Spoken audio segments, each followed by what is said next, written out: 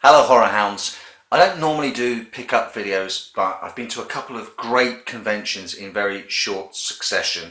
Sheffield Horror Con and Collectormania at the Birmingham NEC, and I've got the week off because it's my birthday today, so I'm enjoying a nice cup of Earl Grey tea, and I thought I'd share with you guys the stuff that I got from both of those conventions.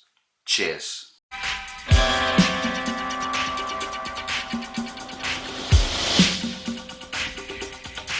First up was Horo Con in Sheffield, my first Horo Con, absolutely not going to be my last.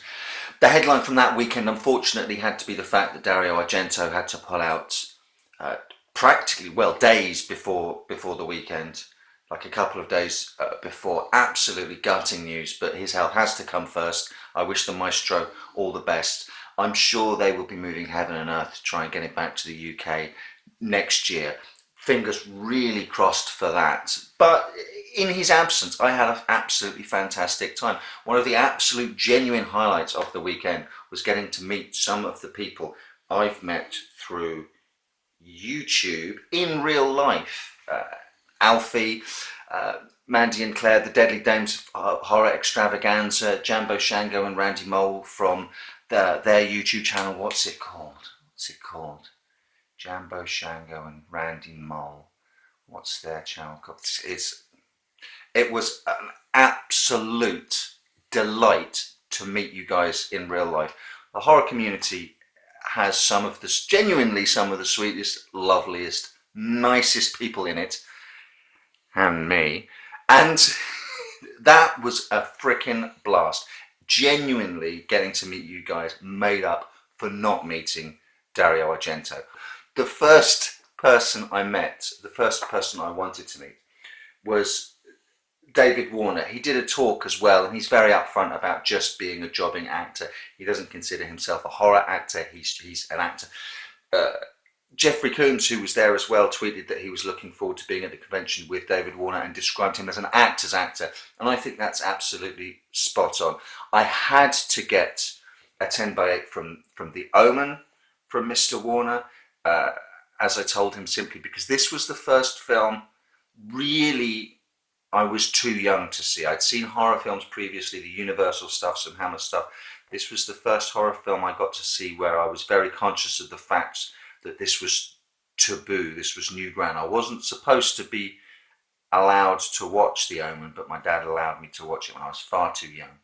But my God, the plethora of stills you could have chosen for this man from his CV is absolutely ridiculous. Just from the horror genre alone, you're talking Company of Wolves.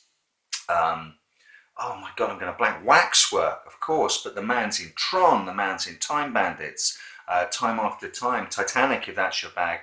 The man's CV is insane. He's an absolute sweetheart. I'm so glad of the opportunity to meet him.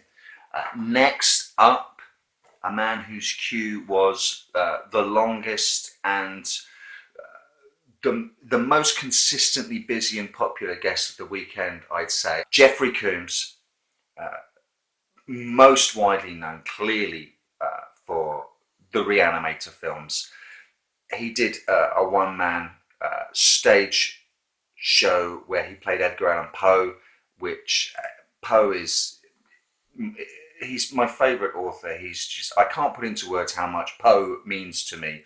So I think, to be fair, Mr. Combs appreciated the opportunity of talking about something other than Reanimator, and also something to do with some stage work that he did. So we chatted a little bit about that, and I'm really glad to have got this signed. One of two fantastic Italian guests, Claudio Simonetti.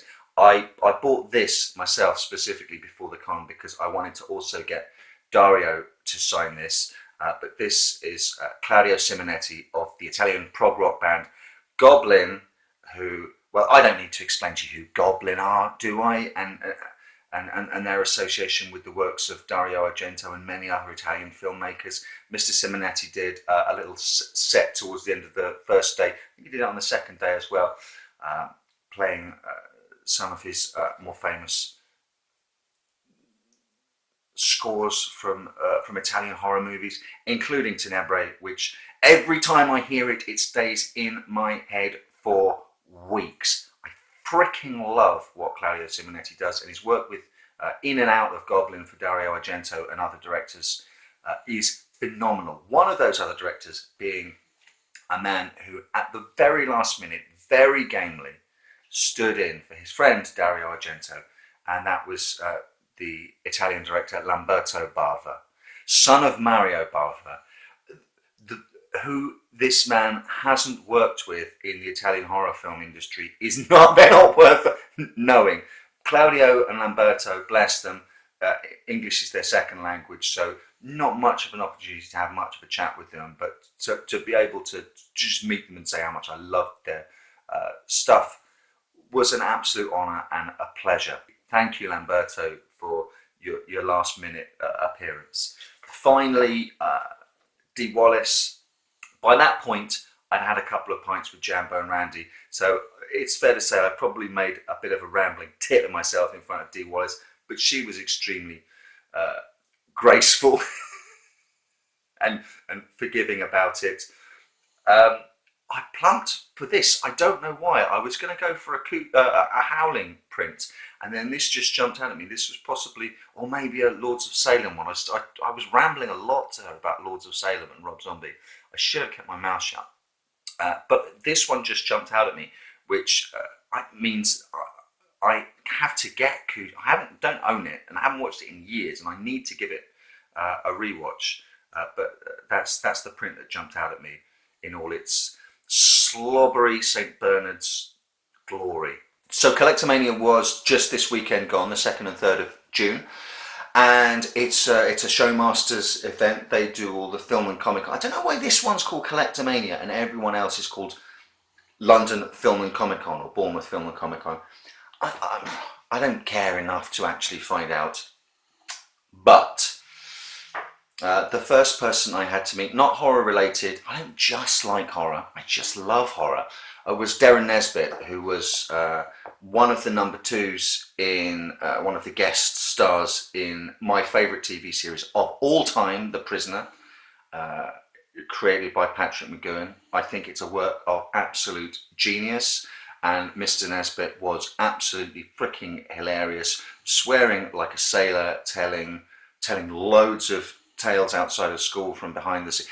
Put it this way, he didn't hold back about what he thought about Patrick McGoohan, the creator, writer, star of this show.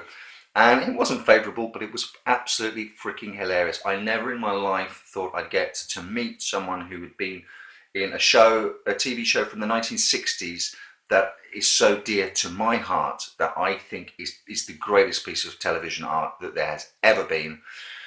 Hyperbole much? No, not enough. I can't say enough about that. This was an absolute freaking pleasure.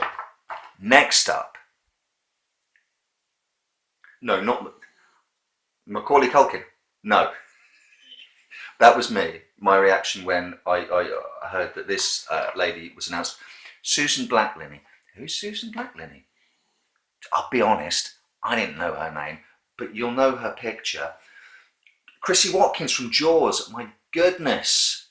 Now, I'm on record as quite liking Jaws. The opportunity to be able to meet this lady, tell her that Jaws is my favourite movie of all time. I consider it to be the greatest movie ever made. And to be able to personally thank her, because I honestly believe that the work she does in the first 5 minutes, the stunt work, the acting work, and that death scene sells us everything that Spielberg couldn't give us. The shark, the terror, the genuine threat. She sets the bar for the greatest movie ever made, and everything that comes after that builds on the work that she did. And I got to tell that to her face. I genuinely believe it. I genuinely mean it. I had to sign my Jaws Blu-ray as well, just because, my God. Jaws! I really like Jaws, and the opportunity to meet this lady was absolutely unmissable. Next up, a couple of Nightmare on Elm Street guests. Lisa Wilcox, Alice from Nightmares 4 and 5, and Amanda Weiss, Tina from the first Nightmare on Elm Street movie. Both genuinely lovely ladies, very open. All the guests were amazingly chatty, very happy to be there. Both of these ladies were absolutely freaking great. Chat to Lisa Wilcox a little about Alice's arc over the two movies. I don't think, please give me examples, but I couldn't think of another sort of character in horror movies, an ongoing series of horror movies that has quite the trajectory that they gave Alice. Amanda Weiss was, I don't know what I'm saying, Weiss. She was really lovely.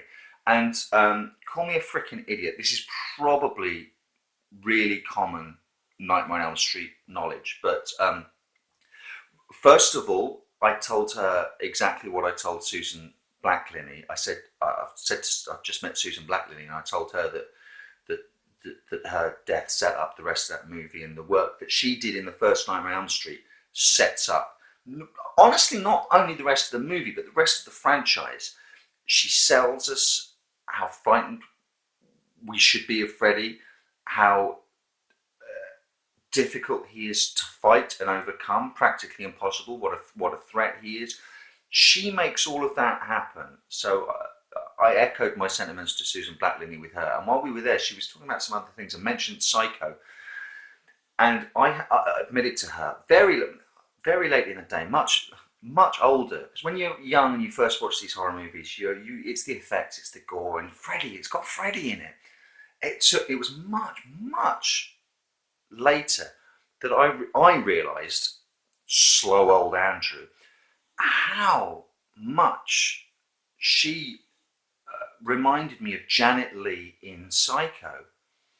And she said it was all intentional. Wes Craven, I mean, forgive me if this is common knowledge, it probably is, but she said Wes absolutely intended for her to be the Janet Leigh character of the first Nightmare on Elm Street, and that upon first watching we were to think that the movie was going to be about her and her fighting Freddy, and then when she dies, all bets are off. Two more lovely ladies in the afternoon, Hammer ladies.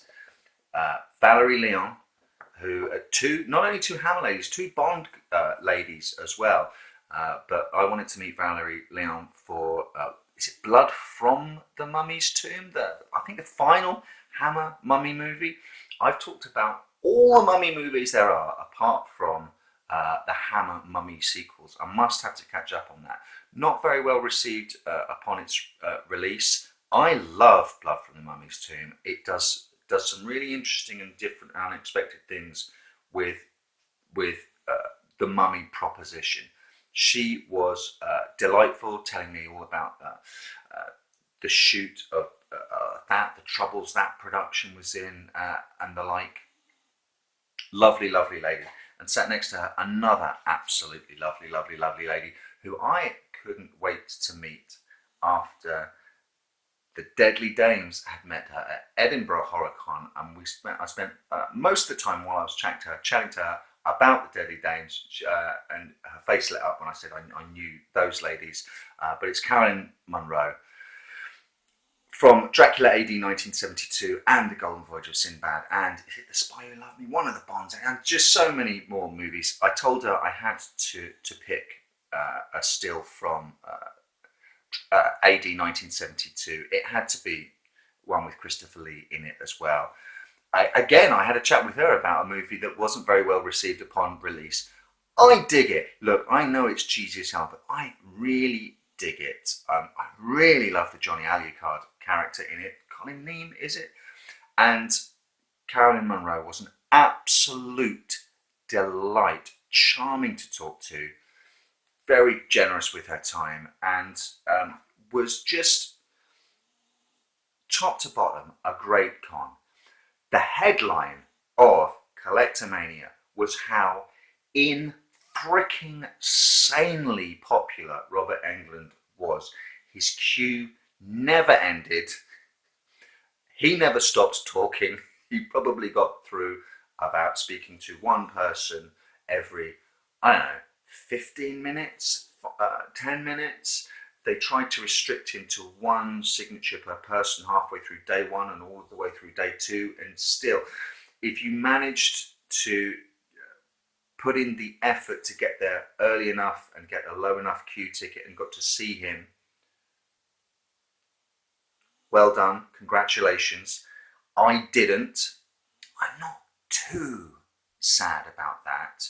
I do have, ding, ding, ding, ding, a friend of mine a couple of years ago, very, very kindly, got his autograph for me about a few months after his London Film and Comic Con ding, ding, ding, appearance, where he did the photo shoot in Freddy makeup, which is there, and I was there for that day. But because he was having the makeup applied, he wasn't signing that day. Time being what it is, we can't create more time, unfortunately. Physics. So I was hoping to get his autograph at the con. It didn't happen. That's fine. I booked myself a photo shoot anyway, so I rounded off my Collectormania experience by having a photo shoot with Robert Englund, which looks like this, that I'm really happy with, and I'm running out of wall space, so I'm probably badly running out of wall space, so I'm going to have to stop going to conventions. Thank you for listening to me ramble about my convention experiences and looking at my photos.